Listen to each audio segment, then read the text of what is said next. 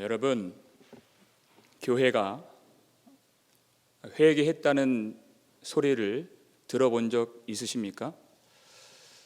어느 교회가 사람이 많이 늘었다, 이런 소리는 종종 듣죠. 어느 교회가 큰 건물을 짓고 넓은 땅을 샀다, 이런 소리도 종종 듣습니다.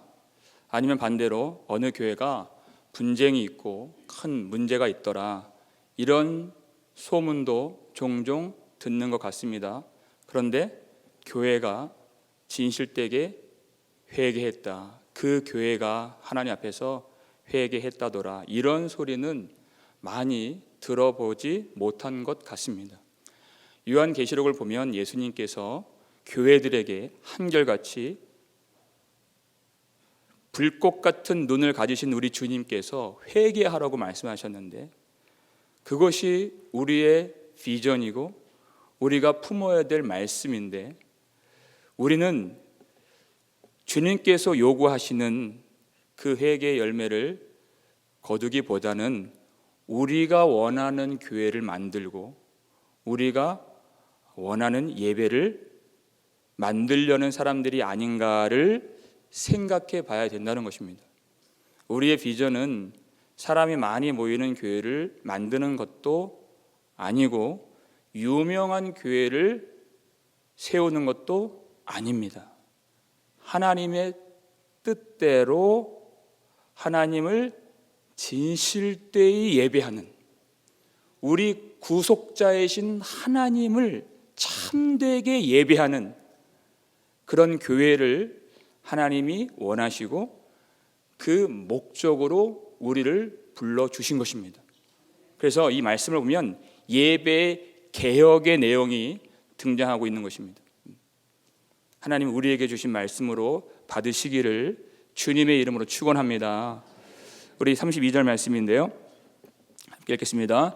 우리가 또 스스로 규례를 정하기를 해마다 각기 세겔의 3분의 1을 수납하여 하나님의 전을 위하여 쓰게 하되. 아멘. 성벽을 지은 것은 얼마 되지 않았습니다. 몇 주 되지 않았어요. 근데 성전을 지은 것은 이미 70년이 지났어요. 포로 생활을 마치고 돌아오자마자 성전을 지었죠. 물론 20년이 걸렸지만, 그리고 나서 70년이 지났어요. 그런데 아직도 이 성전 시스템이 온전하게 작동되지 않는 그런 상황이었습니다. 성전의 예배가 제대로 드려지지 않았다 그랬어요. 성전의 예배가 제대로 드려지기 위해서는 실질적으로 성전을 운영할 수 있는 운영비가 필요했다, 이렇게 지금 성경이 말씀하고 있는 것입니다. 율법에도 성전세라는 것이 있었습니다. 20세 이상 되는 남자들이 반세겔을 성전세로 내도록 율법으로 규정되어 있습니다. 반세겔을. 여러분, 이 성전세는요, 부자도 반세겔이고 가난한 자도 반세겔이에요. 무슨 의미가 있느냐?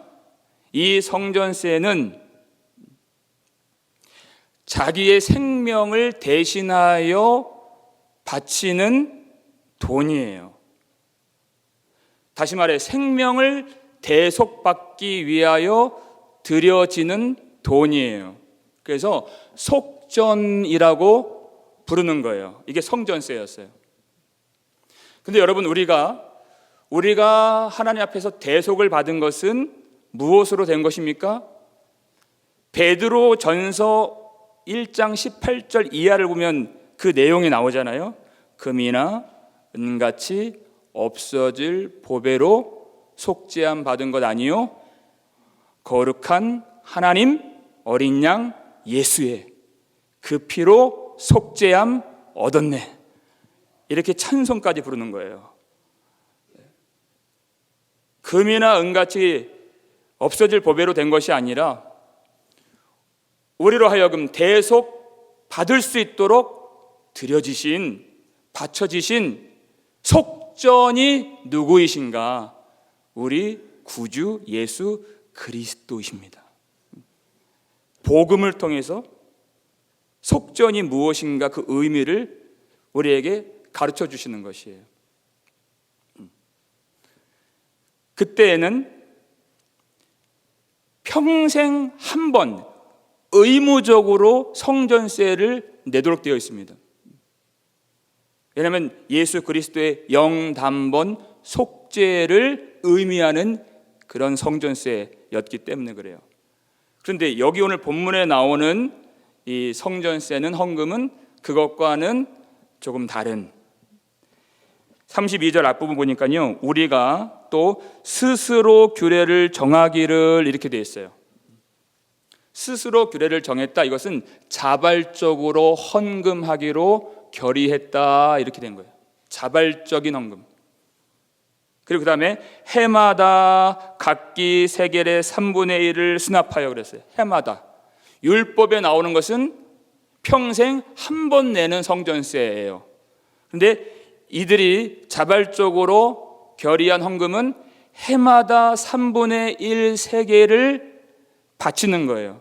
물론 금액적으로는 율법에 나오는 것보다 적지만 이거는 해마다이기 때문에 결론적으로는 율법보다 더 많이 드리는 것입니다.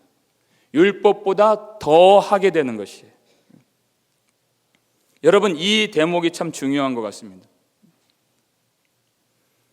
율법의 핵심이 뭐냐?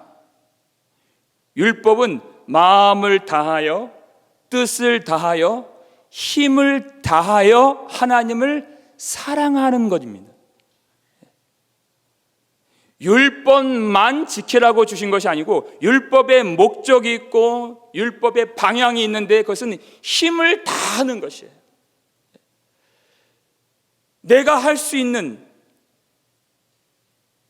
힘을 다하고, 고린도 후서를 보니까 마게도냐 성도들이 자기의 힘에 지나도록 그렇게 섬겼다 그랬어요. 힘에 지나도록.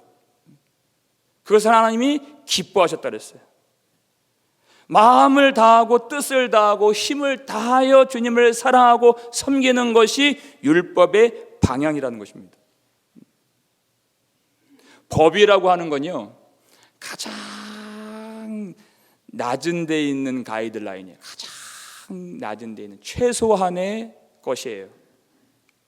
그런 일이 있으면 안 되지만 종종 교회에 분쟁이 일어나는 그런 모습들을 볼 수가 있는데요, 교회에 분쟁이 일어나면 나중에는 어디까지 가냐면 법대로 합시다까지 가는 거예요. 법대로 합시다. 여기는 파국입니다. 자정 능력이 없다는 뜻이에요. 더 이상 사랑할 마음이 없다. 끝까지 가는 게 법대로 합시다. 그러니까 법으로 한다는 것은 최소한의 것이고 거기까지 가지 말아야 된다는 뜻인 것입니다. 율법의 방향은 사랑에 있는 것이에요. 사랑은 더하는 것이죠. 사랑 안에는 자발성이 있고, 사랑 안에는 헌신이 있고, 사랑 안에는 희생이 있고, 그리고 그 사랑 안에는 기쁨이 있는 것, 그게 사랑인 것입니다. 마리아가 예수님 앞에 그 값비싼 향유 옥합을 깨뜨려 부어드렸어요. 그것은 율법이 아니죠. 그것은 사랑이고 주님을 향한 예배였습니다. 거기는 자발성이 있고 기쁨이 있는 것입니다.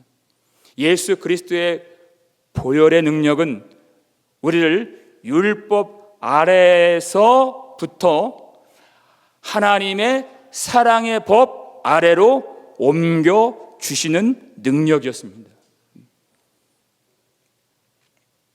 그게 구원이죠.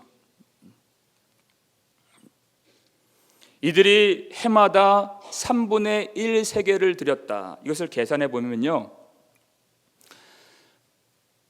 대강 보통의 노동자가 한 달에 한 세겔을 번다고 합니다. 그러면 3분의 1이면 한 달 월급에서 3분의 1이에요. 그것을 해마다 한 달 월급의 3분의 1 정도의 금액을 해마다 성전을 위한 헌금으로 자발적으로 드리겠다 이렇게 결의를 한 거예요.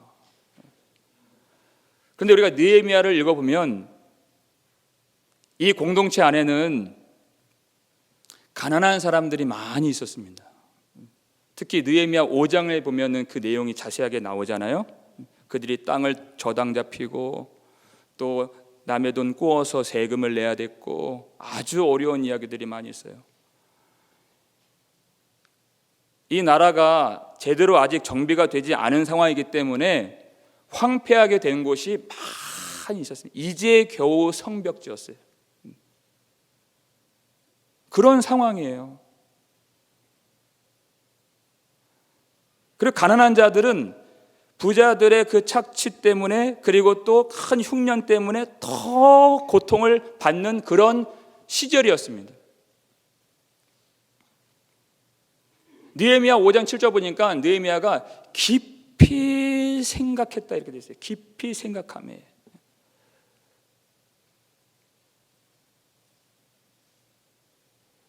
하나님의 백성이라고 하는 사람들이 왜 이렇게 이기적일까?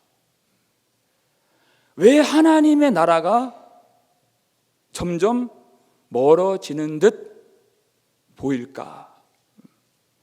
하나님의 뜻대로 살겠다고 결단하면서 여기까지 돌이킨 자들이 왜 그렇게 하나님의 백성의 정체성을 갖지를 못하는가? 깊이 생각했어요.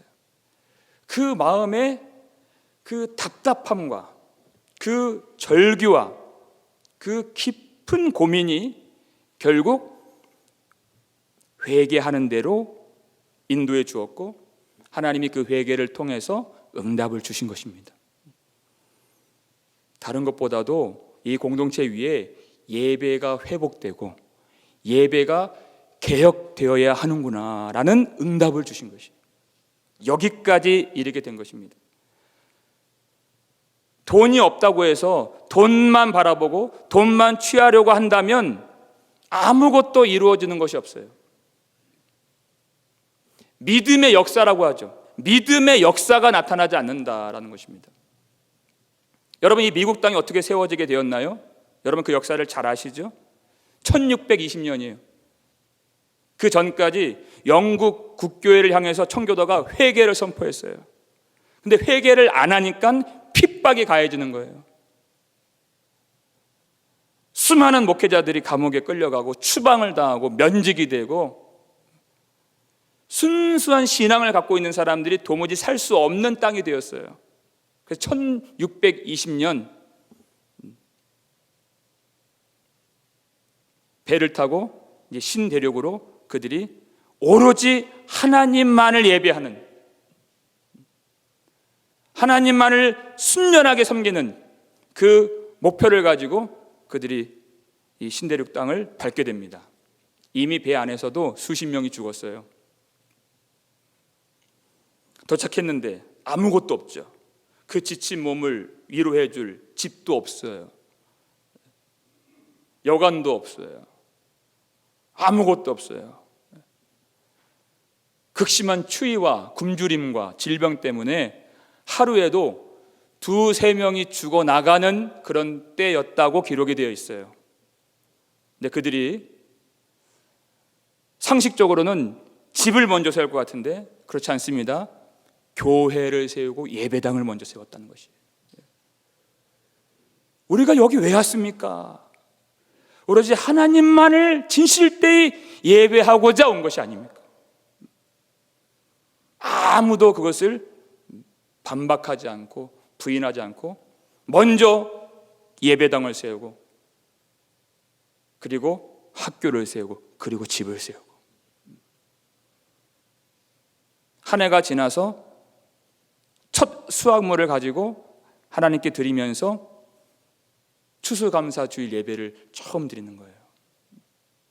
그때 시편 126편 6절 말씀, 울며 씨를 뿌리는 자는 기쁨으로 거두리로다. 이 말씀으로 예배를 드리고 기도를 올렸어요. 그 가운데 있었던 사람들 중에 그 말씀을 듣고 울지 않은 사람은 한 사람도 없었을 것입니다. 근데 하나님이 정말 그 말씀대로 그 울며 뿌려진 그 복음의 씨를 받아주셨어요. 이 땅에 놀라운 부흥이 있게 역사해 주신 것입니다. 이 믿음의 역사죠. 믿음이란 내가 일하는 것이 아니에요. 하나님이 일하실 수 있는 자리를 내어드리는 것입니다. 그래야 역사가 있죠. 하나님이 일하셔야 되는 것이에요.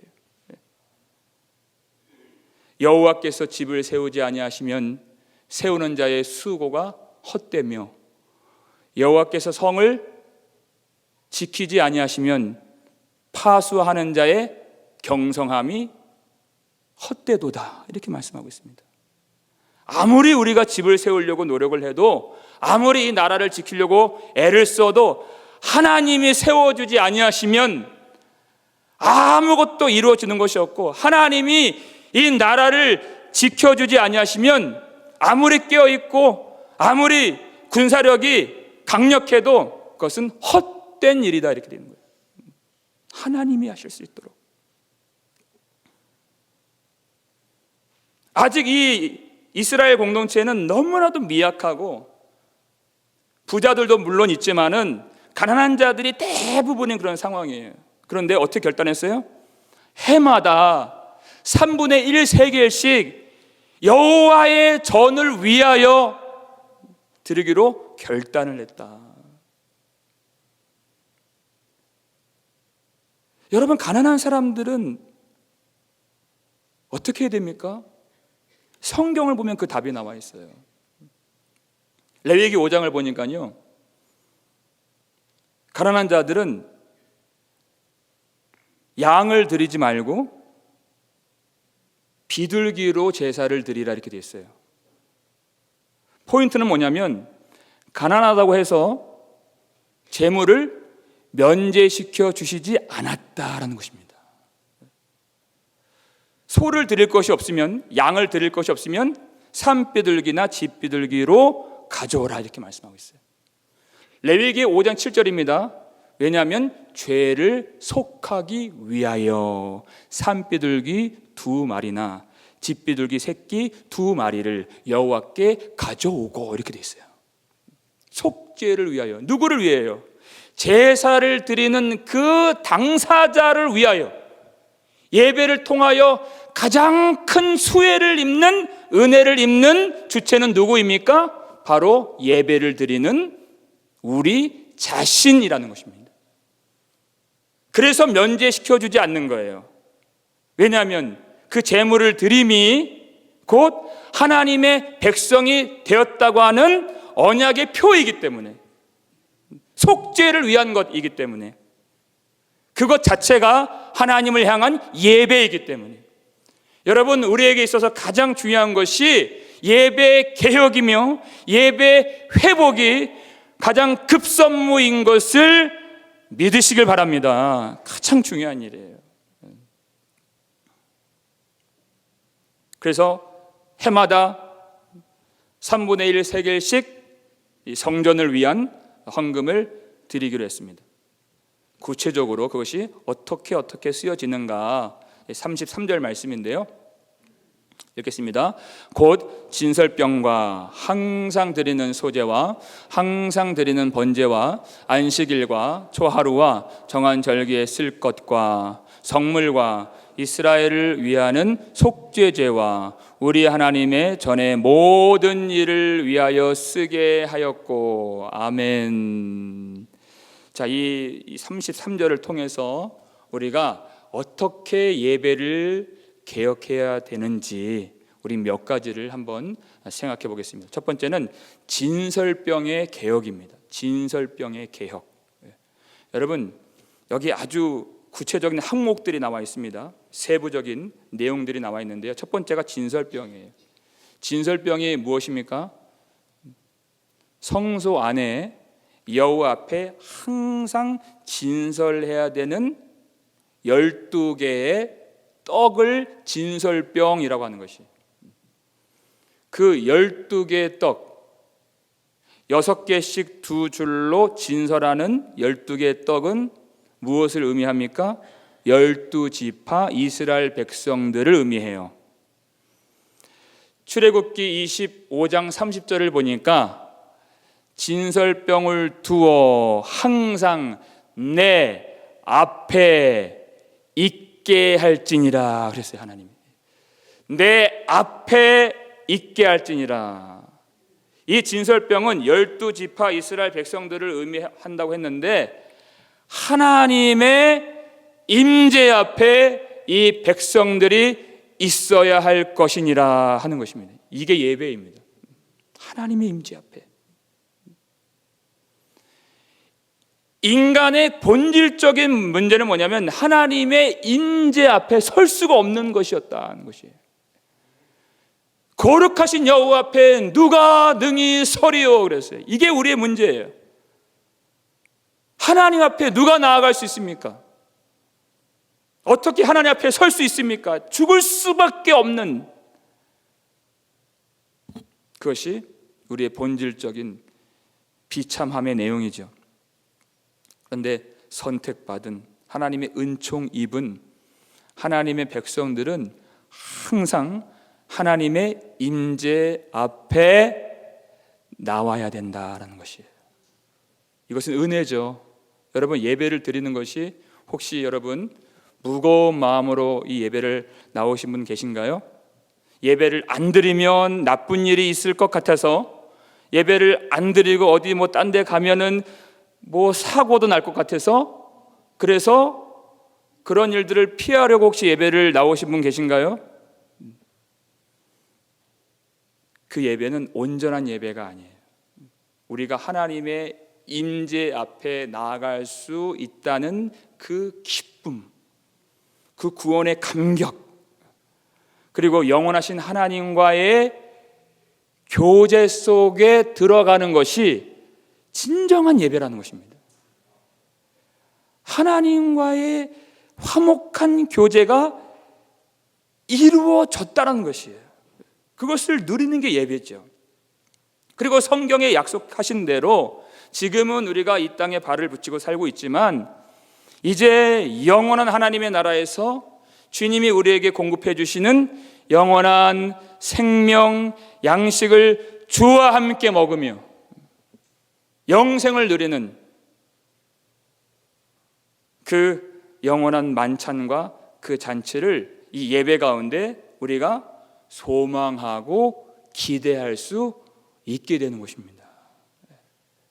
그 진설병의 규정을 보면은 매 안식일마다 새로운 것으로 교체하도록 되어 있어요. 이게 주일 예배 아니겠습니까? 매 주일마다. 우리가 지난주에도 은혜를 받았지만 한 주간 살다 보면 마음이 메말라지고 굳어지는 것을 우리가 느낄 때가 참 많이 있습니다. 그러나 매 주일마다 하나님의 임재하심을 통하여 우리의 마음을 새롭게 해주시고 우리의 생각과 우리의 삶을 새롭게 만들어주시는 하나님의 은혜의 교제가 이 예배라는 것입니다. 여러분 예배를 제가 매주 인도하는 그런 목사로서 두렵고 떨릴 때가 참 많습니다.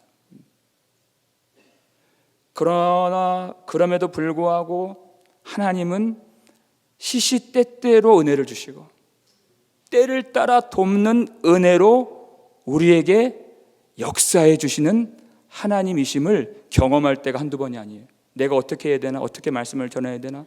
내가 은혜를 끼칠 수 있을까? 그런 연약함이 많이 있죠. 그러나 하나님은 이들이 하나님의 자녀들이기 때문에 하나님의 백성이기 때문에 저하고는 상관없이 하나님이 주권적으로 예배를 통하여 은혜를 베풀어 주실 때가 너무 많다는 것이에요.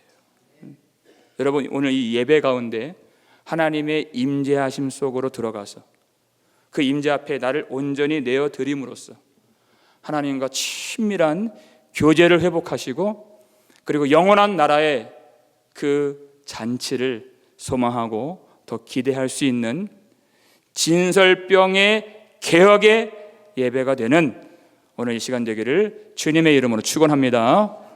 두 번째는 33절 이어서 항상 드리는 소제와 항상 드리는 번제를 개혁했다 이렇게 됐어요.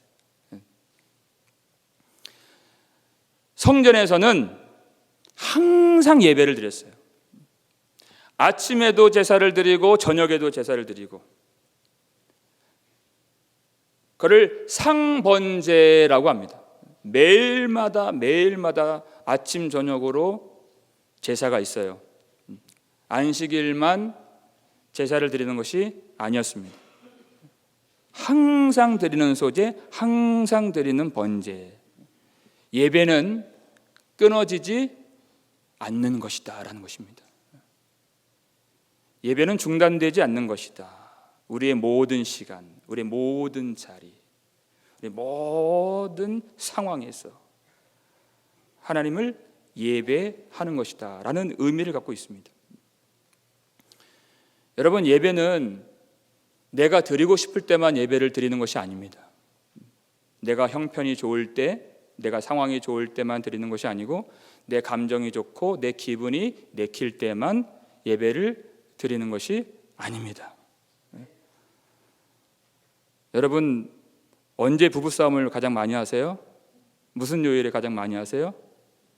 이상해요. 항상 토요일 날 저녁에, 아니면 주일 아침에. 여러분, 뜻을 세우실 수 있기를 바랍니다. 예배는 그런 것과는 상관이 없는 거예요. 항상 드리는 것이다. 항상 드리는 것이다. 미스바에서 사무엘이 대대적인 대각성 운동을 벌일 때 백성들을 다 불러 모아서 민족의 죄를 회개하는 그런 시간이 있었는데, 블레셋이 그 때에 맞춰서 쳐들어왔어요. 전쟁이 일어났습니다. 사무엘이 전쟁 중에도 예배를 중단 안 했습니다. 오히려 온전한 번제를 여호와께 드리고 부르짖음에 여호와께서 응답하셨다라. 전쟁 중에도 예배를 중단 안 했어요. 이게 예배이기 때문에. 예배를 누가 받으십니까? 한번 생각해 보세요. 천지 만물을 창조하시고 지금도 통치하시는 만왕의 왕이신 하나님이 그 예배를 받으시기 때문에 우리는 항상 예배를 드리는 존재여야 한다는 것입니다. 여러분, 매일매일의 말씀을 묵상하고 매일매일 기도하며 매일매일 하나님과 교제하는 이 특권을 포기하지 않으시기를 주님의 이름으로 축원합니다. 매일의 예배를 개혁했다. 그 다음 뭐냐면, 안식일과 초하루와 정한 절기에 쓸 것과, 이렇게 됐어요. 안식일과 초하루와 정한 절기를 개혁했다. 그랬어요. 매일매일 예배를 드리기는 하지만 하나님이 특별하게 예배하는 날을 정하셨다는 것입니다. 안식일이 있고요, 그리고 매달 초하루가 있고요, 그리고 특별한 절기가 있죠. 유월절, 또 칠칠절, 장막절, 이런 정한 절기들이 있다는 것이에요. 이런 절기들을 회복했다는 것이에요. 무슨 의미가 있을까요? 왜 하나님이 특별한 예배의 날을 정하셨을까?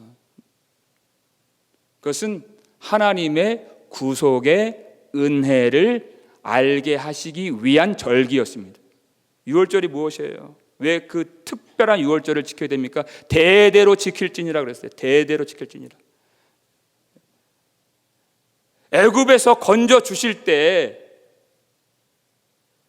어린 양의 피를 문설주에 발라서 하나님의 재앙이 넘어가도록, 유월되도록, 그래야 하나님의 백성들은 진노를 받지 않고 하나님의 구속을 받았어요. 그 종되었던 죄와 사망에 가득했던 그 자리에서 건져주신 하나님의 은혜를 기억하고, 은혜에 감사하며 은혜에 감격할 수 있도록 특별한 예배 날을 정해 주신 것입니다. 하나님의 은혜를 깨닫고 마음을 다해서 예배할 수 있도록 정해 주신 절기라는 것입니다. 이 세 번째는 마음의 개혁이에요. 우리가 날마다 예배 나와서 교회 나와서 그렇게 찬송도 부르고 말씀도 듣고 할 수 있지만 그 마음이 어떠한가를 점검하라는 것입니다. 정말 하나님의 구속의 은혜를 알므로 그리고 구원의 감격이 충만함으로 예배를 드리는가를 점검할 수 있어야 된다는 것이에요. 마음의 개혁이 있어야 된다는 것입니다. 하나님이 우리를 왜 건져내 주셨는가? 죄와 사망의 그 자리에서 왜 사랑의 아들의 나라, 하나님의 나라로 옮겨 주셨는가? 무엇 때문에 우리를 구원해 주셨는가? 그 이유를 아는가 하는 것이에요. 여러분, 이 말씀입니다. 에베소서 1장 6절 말씀 읽겠습니다. 이는 그가 사랑하시는 자 안에서 우리에게 거저 주시는 바 그의 은혜의 영광을 찬송하게 하려는 것이라. 아멘. 하나님이 우리를 왜 구원해 주셨다고요? 그의 은혜의 영광을 찬송하게 하려는 것이라는 것이에요. 우리는 예배를 드리기 위하여 구원을 받은 하나님의 백성들인 것입니다. 하나님을 섬기기 위하여, 하나님을 예배하기 위하여 구원을 받은 백성들.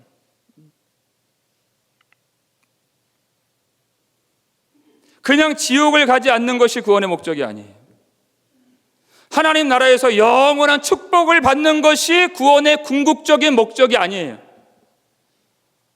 우리를 구원하신 하나님의 영광을 나타내고 우리의 구속자이신 하나님의 은혜의 영광을 찬송하는 자로 만들어 주시기 위하여 그 예배가 우리를 구원하신 하나님의 궁극적인 목적인 줄로 믿으시길 바랍니다.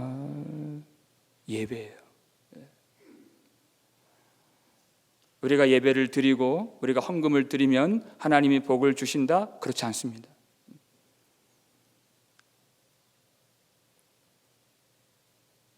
우리가 보상을 받는 것이 아닙니다. 예배를 잘 드려서 보상을 받는 것이 아니에요. 로마서 5장 보니까 우리가 원수 되었을 때 그렇게 됐어요. 전혀 하나님을 알지 못했을 때, 전혀 하나님 향해서 선한 일을 행할 수 없었을 때, 우리가 아직 죄인 되었을 때, 우리가 경건하지 아니하였을 때 그의 아들이 십자가에서 죽으심으로 하나님이 우리를 용서해 주시고 우리 죄를 씻어 주시고 하나님의 아들의 명분을 얻게 해 주신 그 하나님을 진정으로 기뻐하는 것입니다. 진정으로 즐거워하는 것, 그것이 예배인 것입니다. 여러분, 하나님은 요한복음 4장에 나오죠? 참되게 예배하는 자를 찾으시는 분이십니다. 참되게 예배하는 자들, 그 은혜를 아는 자들. 여러분, 성경 전체는요 예배 개혁에 대한 내용이었어요. 알고 보면 타락이 무엇입니까? 아담과 하와가 무엇을 실패했습니까? 하나님을 예배하는 일을 실패한 겁니다. 그 실패 자리에서 하나님이 일하시죠. 하나님이 독생자 아들을 보내신다고 약속하시고 그리고 예수님이 성육신하시고 십자가에서 우리 죄를 대신하여 죽으심으로 예배를 회복시켜 주신 것입니다. 그리고 그 예배가 요한계시록에서 완성이 돼요. 보호자에 앉으신 이와 어린 양께 찬송과 존귀와 영광과 권능을 세세토록 돌릴지어다. 이게 하나님의 나라인 것입니다. 그 실패했던 예배를 하나님이 회복시켜 주시고 하나님이 완성시켜 주시는 그 과정, 그것이 구원인 것입니다. 지금 느헤미야가 예배를 개혁하고 있는데 여러분, 구호로 하지 않습니다. 말로만 하지 않습니다. 하나님의 전을 위하여 특별하게 헌금을 결단하고 그 모든 부분, 진설병과 매일 드리는 소제와 항상 드리는 번제와 안식일과 초하루와 정한 절기와 속죄제와 그리고 성물들과 예배를 드리는 모든 것을 재정비하고 점검했다는 것입니다. 중요하지 않은 것은 하나도 없는 것입니다. 여러분, 우리의 예배를 이 말씀을 통해서 다시 점검할 수 있는 은혜가 있기를 주님의 이름으로 축원합니다. 두 가지를 우리가 점검했으면 좋겠어요. 마지막으로 우리가 이 예배 가운데 진정으로 구원의 감격을 가지고 있는가를 보는 것입니다. 구원의 감격을 가지고 있는가. 내 속에 성령을 부어주신 하나님, 내 입술에 놀라운 영광의 찬송을 붙여주신 하나님의 은혜를 알고 구원의 감격을 가지고 오늘도 예배를 드리고 있는가. 마지못해서 해야 되기 때문에, 사람들의 시선 때문에 그렇게 예배를 드리는 것은 아닌가를 돌아보는 것입니다. 강단에 서서 이렇게 설교하는 저 자신도, 방송실에서 섬기시는 분들이 꼭 있어야 되는데 섬기시는 분들도, 찬양팀도, 찬양대도, 안내하시는 분들도 여러 모양으로 섬기시는 분들이 많이 계신데, 그런 분들이 이 예배가 일로 여겨지지 않고 하나님의 은혜 감격으로 충만한 살아있는 예배가 될 수 있기를 주님의 이름으로 축원합니다. 두 번째는 이들이 하나님의 전을 위해서 헌금을 작정한 것처럼 이 예배 가운데 우리의 헌신이 있는가라는 것이, 그냥 구호만 외치는 게 아니에요. 예배를 개혁합시다. 그건 누구나 할 수 있는 말이에요. 헌신이 담겨 있는가? 나를 드리는 것이 있는가? 나를 드리는 것이 있는가? 우리가 이제 곧 부를 찬송가 311장인데요.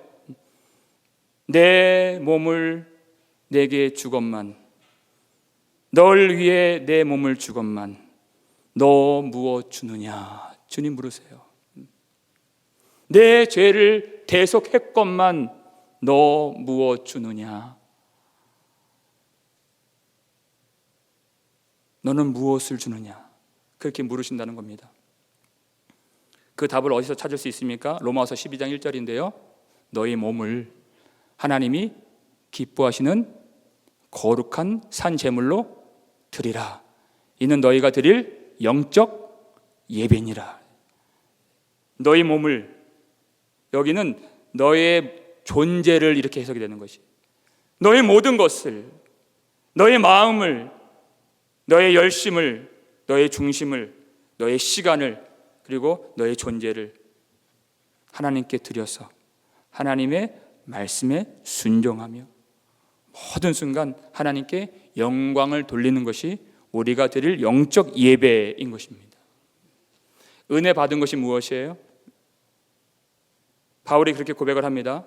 고린도전서 15장 10절에서 내게 주신 주의 은혜가 헛되지 아니하여 내가 모든 사도들보다 더 많이 수고하였으나, 그 다음에 어떻게 돼요?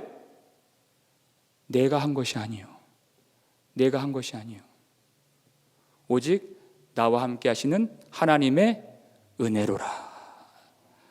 자기를 다 내어드렸어요. 다 내어드리고 헌신했어요. 그리고 무슨 고백이 있고 무슨 신앙이 있습니까? 내가 한 것이 없습니다. 하나님, 내가 한 것이 없습니다. 내가 헌금을 했다고요? 내가 헌신을 했다고요? 내가 주님을 위해서 뭔가 드렸다고요? 그런 것이 없어요. 왜? 내게 주신 은혜가 헛되지 않기 때문에, 모든 것이 하나님의 은혜로 된 것이기 때문에. 여러분, 그 예수님의 은혜로 사로잡히는 이 예배가 될 수 있기를 주님의 이름으로 축원합니다. 나를 위해서 자신을 주신, 우리 죄를 대속하기 위하여 하나님 앞에 바쳐지신 예수 그리스도의 은혜로 말미암아 우리도 그 은혜에 사로잡혀 마음을 다하여 뜻을 다하여 힘을 다하여 하나님을 예배할 수 있는 그런 살아있는 예배자 될 수 있기를 주님의 이름으로 축원합니다.